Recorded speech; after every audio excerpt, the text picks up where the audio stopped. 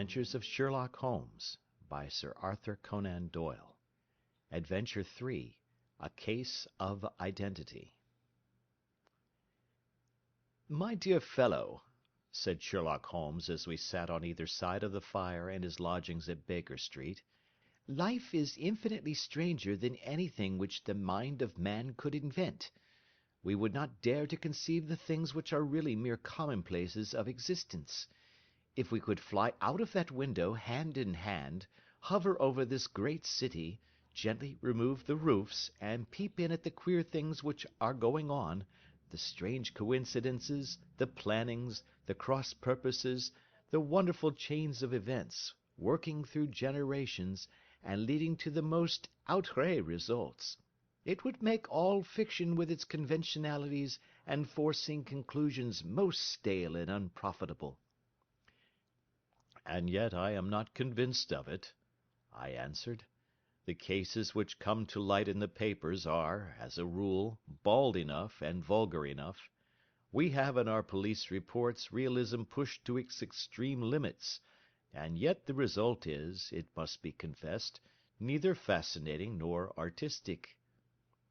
"A certain selection and discretion must be used in producing a realistic effect," remarked Holmes.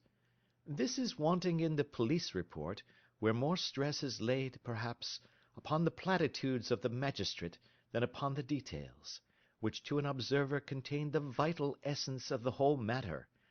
Depend upon it, there is nothing so unnatural as the commonplace." I smiled and shook my head. "I can quite understand your thinking so," I said. "Of course, in your position of unofficial adviser and helper to everybody who is absolutely puzzled throughout 3 continents, you are brought in contact with all that is strange and bizarre. But here," I picked up the morning paper from the ground, "let us put it to a practical test. Here is the first heading upon which I come: A husband's cruelty to his wife. There is half a column of print, but I know without reading it that it is all perfectly familiar to me. There is, of course, the other woman, the drink, the push, the blow, the bruise, the sympathetic sister or landlady. The crudest of writers could invent nothing more crude." "Indeed, your example is an unfortunate one for your argument," said Holmes, taking the paper and glancing his eye down it. "This is the Dundas separation case, and, as it happens, I was engaged in clearing up some small points in connection with it. The husband was a teetotaler. There was no other woman, and the conduct complained of was that he had drifted into the habit of winding up every meal by taking out his false teeth and hurling them at his wife, which, you will allow, is not an action likely to occur to the imagination of the average story-teller. Take a pinch of snuff, doctor, and acknowledge that I have scored over you in your example." He held out his snuff-box of old gold, with a great amethyst in the centre of the lid. Its splendour was in such contrast to his homely ways and simple life that I could not help commenting upon it. "Ah," said he, "I forgot that I had not seen you for some weeks. It is a little souvenir from the King of Bohemia, in return for my assistance in the case of the Irene Adler papers." "And the ring?" I asked, glancing at a remarkable brilliant which sparkled upon his finger. "It was from the reigning family of Holland, though the matter in which I served them was of such delicacy that I cannot confide it even to you, who have been good enough to chronicle 1 or 2 of my little problems." "And have you any on hand just now?" I asked with interest.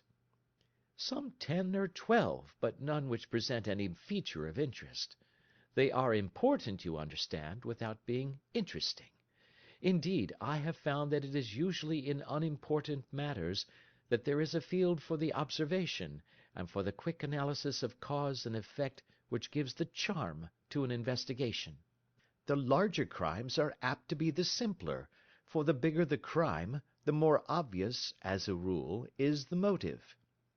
In these cases, save for one rather intricate matter which has been referred to me from Marseilles, there is nothing which presents any features of interest. It is possible, however, that I may have something better before very many minutes are over, for this is one of my clients, or I am much mistaken." He had risen from his chair and was standing between the parted blinds, gazing down into the dull, neutral-tinted London street. Looking over his shoulder, I saw that on the pavement opposite there stood a large woman with a heavy fur boa round her neck, and a large curling red feather in a broad-brimmed hat, which was tilted in a coquettish Duchess of Devonshire fashion over her ear. From under this great panoply she peeped up in a nervous, hesitating fashion at our windows, while her body oscillated backward and forward, and her fingers fidgeted with her glove-buttons. Suddenly, with a plunge, as of the swimmer who leaves the bank, she hurried across the road, and we heard the sharp clang of the bell. "I have seen those symptoms before," said Holmes, throwing his cigarette into the fire. "Oscillation upon the pavement always means an affaire à coeur. She would like advice, but it is not sure that the matter is not too delicate for communication. And yet even here we may discriminate.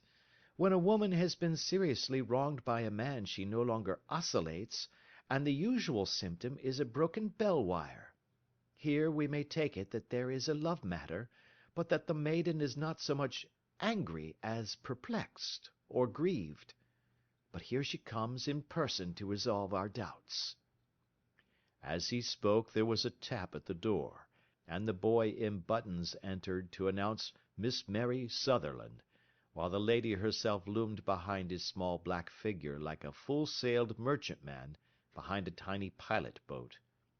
Sherlock Holmes welcomed her with the easy courtesy for which he was remarkable, and having closed the door and bowed her into an arm-chair, he looked her over in the minute yet abstracted fashion which was peculiar to him. "Do you not find," he said, "that with your short sight it is a little trying to do so much typewriting?" "I did at first," she answered, "but now I know where the letters are without looking." Then, suddenly realizing the full purport of his words, she gave a violent start and looked up, with fear and astonishment upon her broad, good-humoured face. "You've heard about me, Mr. Holmes," she cried. "Else how could you know all that?" "Ha! Never mind," said Holmes, laughing. "It is my business to know things. Perhaps I have trained myself to see what others overlook. If not, why should you come to consult me?" "I came to you, sir, because I heard of you from Mrs. Etheridge, whose husband you found so easy when the police and everyone had given him up for dead. Oh, Mr. Holmes, I wish you would do as much for me. I'm not rich, but still I have 100 a year in my own right, besides the little that I make by the machine, and I would give it all to know what has become of Mr. Hosmer Angel." "Why did you come away to consult me in such a hurry?" asked Sherlock Holmes, with his finger-tips together and his eyes to the ceiling. Again a startled look came over the somewhat vacuous face of Miss Mary Sutherland. "Yes, I did bang out of the house," she said, "for it made me angry to see the easy way in which Mr. Winbank, that is, my father, took it all. He would not go to the police, and he would not go to you, and so at last, as he would do nothing, and kept on saying that there was no harm done, it made me mad, and I just on with my things and came right away to you." "Your father?" said Holmes. "Your stepfather, surely, since the name is different." "Yes, my stepfather. I call him father, though it sounds funny, too, for he is only 5 years and 2 months older than myself." "And your mother is alive?" "Oh, yes, mother is alive and well. I wasn't best pleased, Mr. Holmes, when she married again so soon after father's death, and a man who was nearly 15 years younger than herself. Father was a plumber in the Tottenham Court Road, and he left a tidy business behind him, which mother carried on with Mr. Hardy, the foreman, but when Mr. Windibank came he made her sell the business, for he was very superior, being a traveller in wines. They got £4,700 for the goodwill and interest, which wasn't near as much as father could have got if he had been alive. I had expected to see Sherlock Holmes impatient under this rambling and inconsequential narrative, but, on the contrary, he had listened with the greatest concentration of attention. "Your own little income," he asked, "does it come out of the business?" "Oh, no, sir. It is quite separate, and was left me by my Uncle Ned in Auckland. It is in New Zealand stock, paying 4.5%. £2,500 was the amount, but I can only touch the interest." "You interest me extremely," said Holmes, "and since you draw so large a sum as 100 a year, with what you earn into the bargain, you no doubt travel a little, and indulge yourself in every way. I believe that a single lady can get on very nicely upon an income of about £60. "I could do with much less than that, Mr. Holmes, but you understand that as long as I live at home I don't wish to be a burden to them, and so they have the use of the money just while I am staying with them. Of course, that is only just for the time. Mr. Windibank draws my interest every quarter and pays it over to mother, and I find that I can do pretty well with what I earn at typewriting. It brings me twopence a sheet, and I can often do from 15 to 20 sheets in a day." "You have made your position very clear to me," said Holmes. "This is my friend, Dr. Watson, before whom you can speak as freely as before myself. Kindly tell us now all about your connection with Mr. Hosmer Angel." A flush stole over Miss Sutherland's face, and she picked nervously at the fringe of her jacket. "I met him first at the gasfitters' ball," she said. "They used to send father tickets when he was alive, and then afterwards they remembered us, and sent them to mother. Mr. Windibank did not wish us to go. He never did wish us to go anywhere. He would get quite mad if I wanted so much as to join a Sunday school treat. But this time I was set on going, and I would go, for what right had he to prevent? He said the folk were not fit for us to know, when all father's friends were to be there, and he said that I had nothing fit to wear, when I had my purple plush that I had never so much as taken out of the drawer. At last, when nothing else would do, he went off to France upon the business of the firm, but we went, mother and I, with Mr. Hardy, who used to be our foreman, and it was there I met Mr. Hosmer Angel." "I suppose," said Holmes, "that when Mr. Windibank came back from France, he was very annoyed at your having gone to the ball." "Oh, well, he was very good about it. He laughed, I remember, and shrugged his shoulders, and said there was no use denying anything to a woman, for she would have her way." "I see. Then at the gasfitters' ball you met, as I understand, a gentleman called Mr. Hosmer Angel." "Yes, sir. I met him that night, and he called next day to ask if we had got home all safe, and after that we met him. That is to say, Mr. Holmes, I met him twice for walks, but after that father came back again, and Mr. Hosmer Angel could not come to the house any more." "No." "Well, you know father didn't like anything of the sort. He wouldn't have any visitors if he could help it, and he used to say that a woman should be happy in her own family circle. But then, as I used to say to mother, a woman wants her own circle to begin with, and I had not got mine yet." "But how about Mr. Hosmer Angel? Did he make no attempt to see you?" "Well, father was going off to France again in a week, and Hosmer wrote and said that it would be safer and better not to see each other until he had gone. We could write in the meantime, and he used to write every day. I took the letters in the morning, so there was no need for father to know." "Were you engaged to the gentleman at this time?" "Oh, yes, Mr. Holmes, we were engaged after the first walk that we took.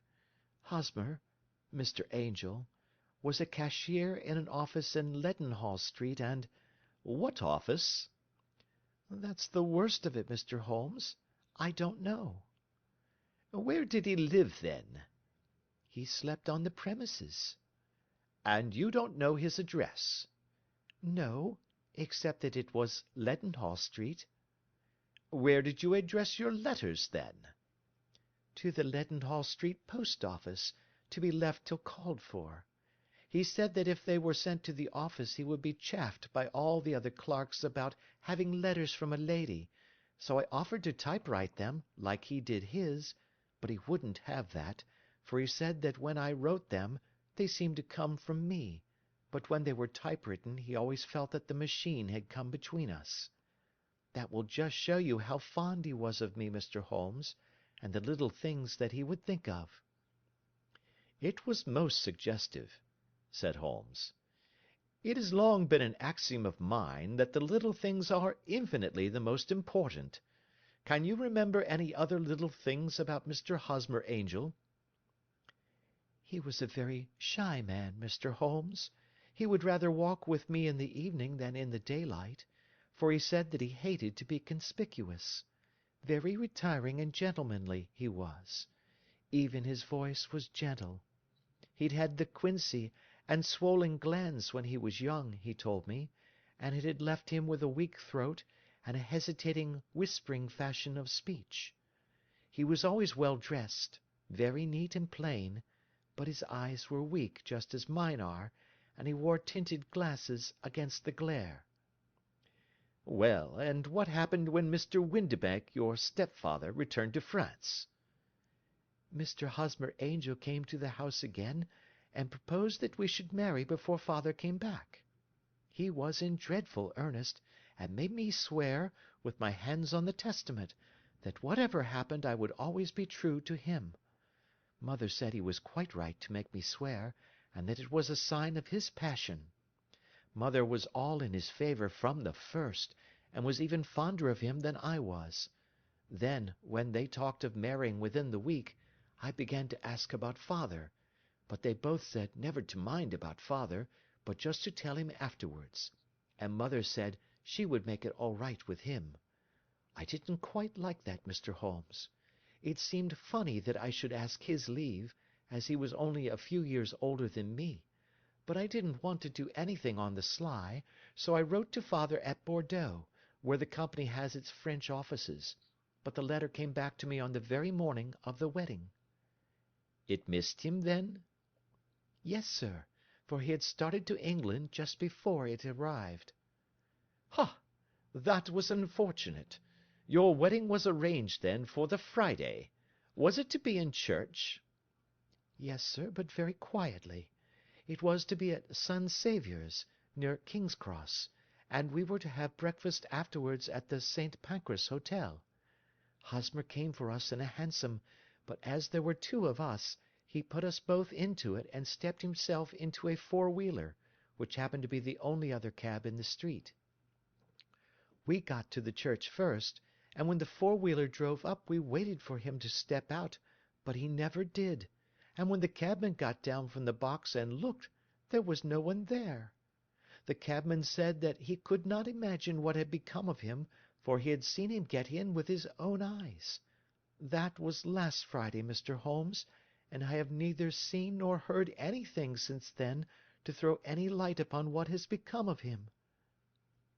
"It seems to me that you have been very shamefully treated," said Holmes. "Oh, no, sir. He was too good and kind to leave me so. Why, all the morning he was saying to me that, whatever happened, I was to be true, and that even if something quite unforeseen occurred to separate us, I was always to remember that I was pledged to him, and that he would claim his pledge sooner or later. It seemed strange talk for a wedding morning, but what has happened since gives a meaning to it." "Most certainly it does. Your own opinion is, then, that some unforeseen catastrophe has occurred to him?" "Yes, sir. I believe that he foresaw some danger, or else he would not have talked so, and then I think that what he foresaw happened." "But you have no notion as to what it could have been?" "None." "One more question. How did your mother take the matter?" She was angry, and said that I was never to speak of the matter again." "And your father? Did you tell him?" "Yes, and he seemed to think, with me, that something had happened, and that I should hear of Hosmer again. As he said, what interest could anyone have in bringing me to the doors of the church, and then leaving me? Now, if he had borrowed my money, or if he had married me and got my money settled on him, there might be some reason, but Hosmer was very independent about money, and never would look at a shilling of mine. And yet, what could have happened? And why could he not write? Oh, it drives me half mad to think of it, and I can't sleep a wink at night." She pulled a little handkerchief out of her muff, and began to sob heavily into it. "I shall glance into the case for you," said Holmes, rising, "and I have no doubt that we shall reach some definite result. Let the weight of the matter rest upon me now, and do not let your mind dwell upon it further. Above all, try to let Mr. Hosmer Angel vanish from your memory, as he has done from your life." "Then you don't think I'll see him again?" "I fear not." "Then what has happened to him?" "You will leave that question in my hands. I should like an accurate description of him, and any letters of his which you can spare." "I advertised for him in last Saturday's Chronicle," said she. "Here is the slip, and here are 4 letters from him." "Thank you. And your address?" "Number 31 Lion Place, Camberwell." "Mr. Angel's address you never had, I understand. Where is your father's place of business?" "He travels for Westhouse and Marbank, the great claret importers of Fenchurch Street." "Thank you. You have made your statement very clearly. You will leave the papers here, and remember the advice which I have given you. Let the whole incident be a sealed book, and do not allow it to affect your life." "You are very kind, Mr. Holmes, but I cannot do that. I shall be true to Hosmer.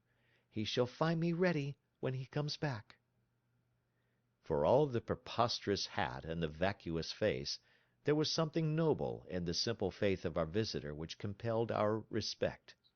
She laid her little bundle of papers upon the table and went her way, with a promise to come again whenever she might be summoned. Sherlock Holmes sat silent for a few minutes with his finger-tips still pressed together, his legs stretched out in front of him, and his gaze directed upward to the ceiling. Then he took down from the rack the old and oily clay pipe which was to him as a counsellor, and, having lit it, he leaned back in his chair, with the thick blue cloud-wreaths spinning up from him, and a look of infinite languor in his face. "Quite an interesting study, that maiden," he observed. "I found her more interesting than her little problem, which, by the way, is rather a trite one. You will find parallel cases, if you consult my index, in Andover in '77, and there was something of the sort at The Hague last year. Old as is the idea, however, there were 1 or 2 details which were new to me, but the maiden herself was most instructive." "You appeared to read a good deal upon her which was quite invisible to me," I remarked. "Not invisible, but unnoticed, Watson. You did not know where to look, and so you missed all that was important. I can never bring you to realize the importance of sleeves, the suggestiveness of thumb-nails, or the great issues that may hang from a bootlace. Now, what did you gather from that woman's appearance? Describe it." "Well, she had a slate-coloured, broad-brimmed straw hat, with a feather of a brickish red. Her jacket was black, with black beads sewn upon it, and a fringe of little black jet ornaments. Her dress was brown, rather darker than coffee colour, with a little purple plush at the neck and sleeves. Her gloves were greyish and were worn through at the right forefinger. Her boots I didn't observe. She had small round hanging gold earrings, and a general air of being fairly well-to-do in a vulgar, comfortable, easy-going way." Sherlock Holmes clapped his hands softly together, and chuckled. "'Pon my word, Watson, you are coming along wonderfully. you have really done very well indeed. It is true that you have missed everything of importance, but you have hit upon the method, and you have a quick eye for colour. Never trust to general impressions, my boy, but concentrate yourself upon details. My first glance is always at a woman's sleeve. In a man it is perhaps better first to take the knee of the trouser. As you observe, this woman had plush upon her sleeves, which is a most useful material for showing traces. The double line a little above the wrist, where the typewriter presses against the table, was beautifully defined. The sewing machine, of the hand type, leaves a similar mark, but only on the left arm, and on the side of it farthest from the thumb, instead of being right across the broadest part, as this was. I then glanced at her face, and, observing the dint of a pince-nez at either side of her nose, I ventured to remark upon short sight in typewriting, which seemed to surprise her. It surprised me. But surely it was obvious. I was then much surprised and interested on glancing down to observe that, though the boots which she was wearing were not unlike each other, they were really odd ones, the one having a slightly decorated toe-cap, and the other a plain one. One was buttoned only in the 2 lower buttons out of 5, and the other at the 1st, 3rd, and 5th. Now, when you see that a young lady, otherwise neatly dressed, has come away from home with odd boots, half buttoned, it is no great deduction to say that she came away in a hurry. And what else? I asked, keenly interested, as I always was, by my friend's incisive reasoning. I noted, in passing, that she had written a note before leaving home, but after being fully dressed. You observed that her right glove was torn at the forefinger, but you did not apparently see that both glove and finger were stained with violet ink. She had written in a hurry and dipped her pen too deep. It must have been this morning, or the mark would not remain clear upon the finger. All this is amusing, though rather elementary, but I must go back to business, Watson. Would you mind reading me the advertised description of Mr. Hosmer Angel? I held the little printed slip to the light. Missing, it said, on the morning of the 14th, a gentleman named Hosmer Angel, about 5 feet 7 inches in height, strongly built, sallow complexion, black hair, a little bald in the centre, bushy black side whiskers and moustache, tinted glasses, slight infirmity of speech, was dressed when last seen in black frock-coat faced with silk, black waistcoat, gold Albert chain, and grey Harris tweed trousers, with brown gaiters over elastic-sided boots, known to have been employed in an office in Leadenhall Street. Anybody bringing— "That will do," said Holmes. "As to the letters," he continued, glancing over them, "they are very commonplace. Absolutely no clue in them to Mr. Angel, save that he quotes Balzac once. There is one remarkable point, however, which will no doubt strike you." "They are typewritten," I remarked. "Not only that, but the signature is typewritten. Look at the neat little Hosmer Angel at the bottom. There is a date, you see, but no superscription except Leadenhall Street, which is rather vague. The point about the signature is very suggestive. In fact, we may call it conclusive." "Of what?" "My dear fellow, is it possible you do not see how strongly it bears upon the case?" "I cannot say that I do, unless it were that he wished to be able to deny his signature if an action for breach of promise were instituted." "No, that was not the point. However, I shall write 2 letters, which should settle the matter. One is to a firm in the City, the other is to the young lady's stepfather, Mr. Windibank, asking him whether he could meet us here at 6 o'clock to-morrow evening. It is just as well that we should do business with the male relatives. And now, doctor, we can do nothing until the answers to those letters come, so we may put our little problem upon the shelf for the interim." I had had so many reasons to believe in my friend's subtle powers of reasoning and extraordinary energy in action, that I felt that he must have some solid grounds for the assured and easy demeanour with which he treated the singular mystery which he had been called upon to fathom.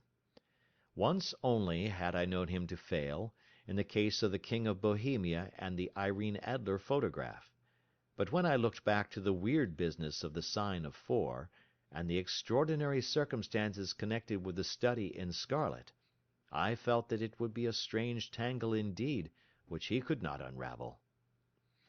I left him then, still puffing at his black clay pipe, with the conviction that when I came again on the next evening, I would find that he held in his hands all the clues which would lead up to the identity of the disappearing bridegroom of Miss Mary Sutherland.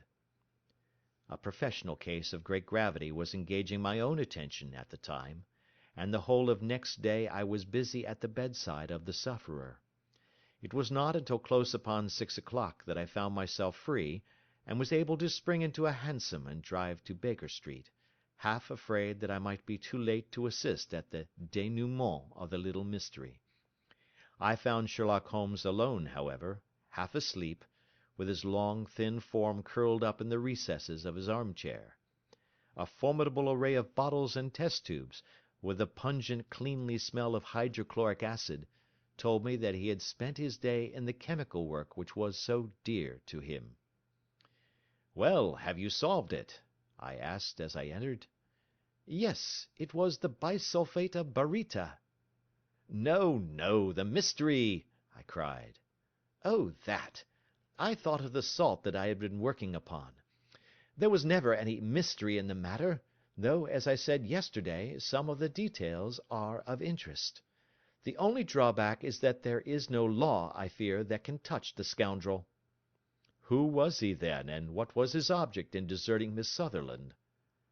The question was hardly out of my mouth, and Holmes had not yet opened his lips to reply, when we heard a heavy footfall in the passage, and a tap at the door. "This is the girl's stepfather, Mr. James Windibank," said Holmes. "He has written to me to say that he would be here at 6. Come in." The man who entered was a sturdy, middle-sized fellow, some 30 years of age, clean-shaven, and sallow-skinned, with a bland, insinuating manner, and a pair of wonderfully sharp and penetrating grey eyes. He shot a questioning glance at each of us, placed his shiny top-hat upon the sideboard, and with a slight bow sidled down into the nearest chair. "Good evening, Mr. James Windibank," said Holmes. "I think that this typewritten letter is from you, in which you have made an appointment with me for 6 o'clock?" "Yes, sir. I am afraid that I am a little late, but I am not quite my own master, you know. I am sorry that Miss Sutherland has troubled you about this little matter, for I think it is far better not to wash linen of the sort in public. It was quite against my wishes that she came, but she is a very excitable, impulsive girl, as you may have noticed, and she is not easily controlled when she has made up her mind on a point. Of course, I did not mind you so much, as you are not connected with the official police, but it is not pleasant to have a family misfortune like this noised abroad. Besides, it is a useless expense, for how could you possibly find this Hosmer Angel?" "On the contrary," said Holmes quietly, "I have every reason to believe that I will succeed in discovering Mr. Hosmer Angel." Mr. Windibank gave a violent start and dropped his gloves. "I am delighted to hear it," he said. "It is a curious thing," remarked Holmes, "that a typewriter has really quite as much individuality as a man's handwriting. Unless they are quite new, no two of them write exactly alike. Some letters get more worn than others, and some wear only on one side. Now, you remark in this note of yours, Mr. Windibank, that in every case there is some little slurring over of the E, and a slight defect in the tail of the R. There are 14 other characteristics, but those are the more obvious." "We do all our correspondence with this machine at the office, and no doubt it is a little worn," our visitor answered, glancing keenly at Holmes with his bright little eyes. "And now I will show you what is really a very interesting study, Mr. Windibank," Holmes continued. "I think of writing another little monograph some of these days on the typewriter and its relation to crime. It is a subject to which I have devoted some little attention. I have here 4 letters which purport to come from the missing man. They are all typewritten. In each case, not only are the e's slurred and the r's tailless, but you will observe, if you care to use my magnifying lens, that the 14 other characteristics to which I have alluded are there as well." Mr. Windibank sprang out of his chair and picked up his hat. "I cannot waste time over this sort of fantastic talk, Mr. Holmes," he said. "If you can catch the man, catch him, and let me know when you have done it." "Certainly," said Holmes, stepping over and turning the key in the door. "I let you know then that I have caught him." "What? Where?" shouted Mr. Windibank, turning white to his lips and glancing about him like a rat in a trap. "Oh, it won't do. Really it won't," said Holmes suavely. "There is no possible getting out of it, Mr. Windibank. It is quite too transparent, and it was a very bad compliment when you said that it was impossible for me to solve so simple a question. That's right. Sit down and let us talk it over." Our visitor collapsed into a chair, with a ghastly face and a glitter of moisture on his brow. It's not actionable," he stammered. "I am very much afraid that it is not. But between ourselves, Windibank, it was as cruel and selfish and heartless a trick in a petty way as ever came before me. Now, let me just run over the course of events, and you will contradict me if I go wrong." The man sat huddled up in his chair, with his head sunk upon his breast, like one who is utterly crushed.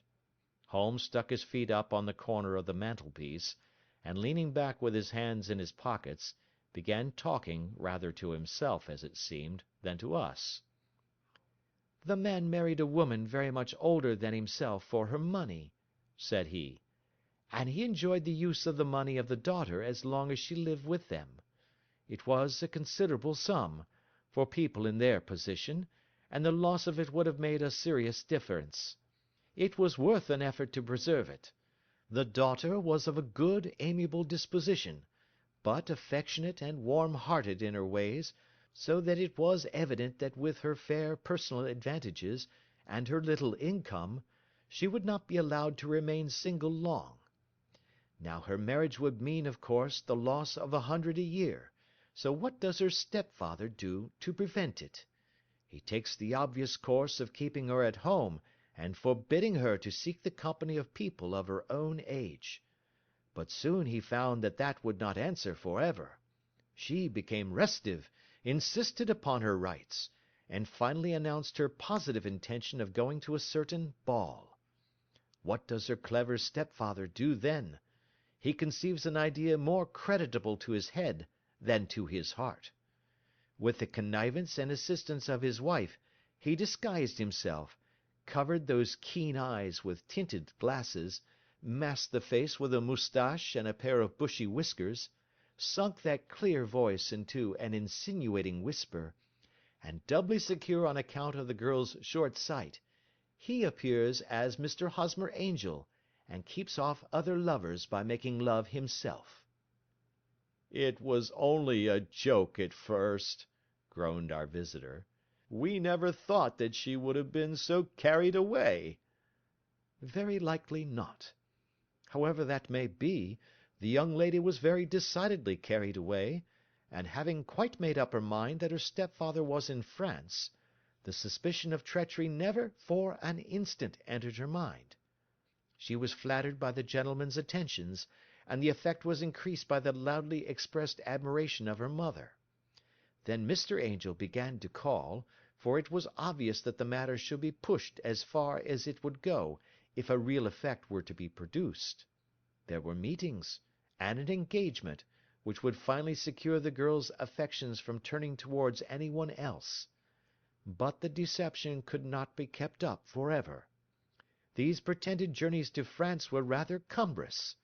The thing to do was clearly to bring the business to an end in such a dramatic manner that it would leave a permanent impression upon the young lady's mind, and prevent her from looking upon any other suitor for some time to come. Hence those vows of fidelity exacted upon a testament, and hence also the allusions to a possibility of something happening on the very morning of the wedding. James Windibank wished Miss Sutherland to be so bound to Hosmer Angel, and so uncertain as to his fate, that for 10 years to come, at any rate, she would not listen to another man. As far as the church door he brought her, and then, as he could go no farther, he conveniently vanished away by the old trick of stepping in at one door of a four-wheeler, and out at the other. I think that was the chain of events, Mr. Windibank." Our visitor had recovered something of his assurance while Holmes had been talking, and he rose from his chair now with a cold sneer upon his pale face. "It may be so, or it may not, Mr. Holmes," said he. "But if you are so very sharp, you ought to be sharp enough to know that it is you who are breaking the law now, and not me.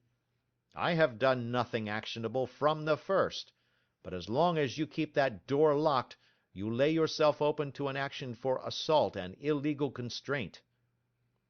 "The law cannot, as you say, touch you," said Holmes, unlocking and throwing open the door. "Yet there never was a man who deserved punishment more. If the young lady has a brother or a friend, he ought to lay a whip across your shoulders. By Jove!"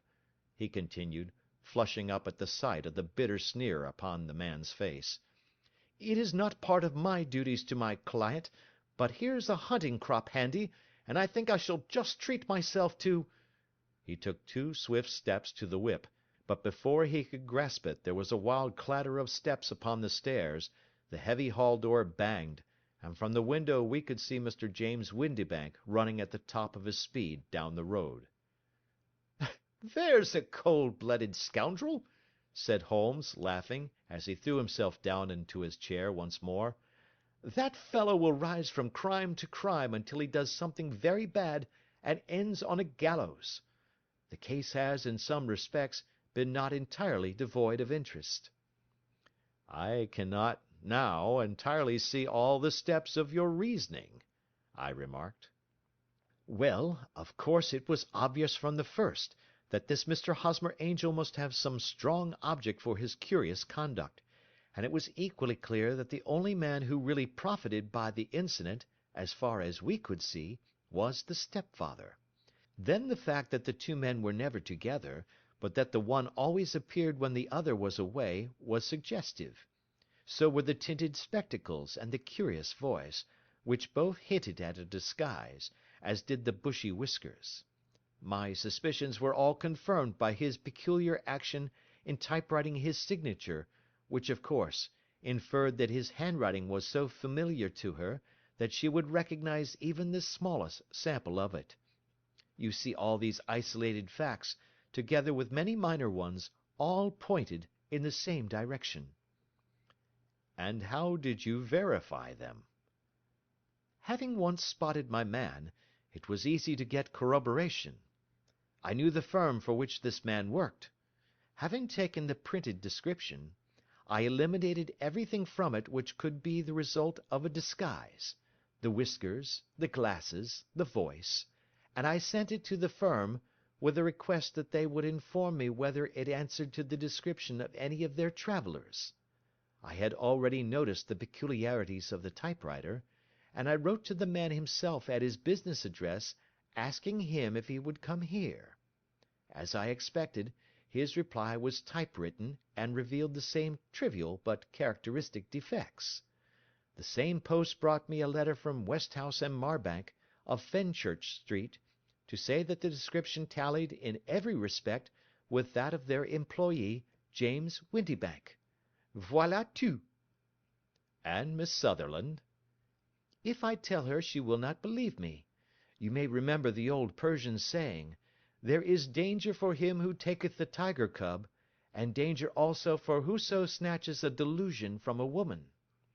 There is as much sense in Hafiz as in Horace, and as much knowledge of the world."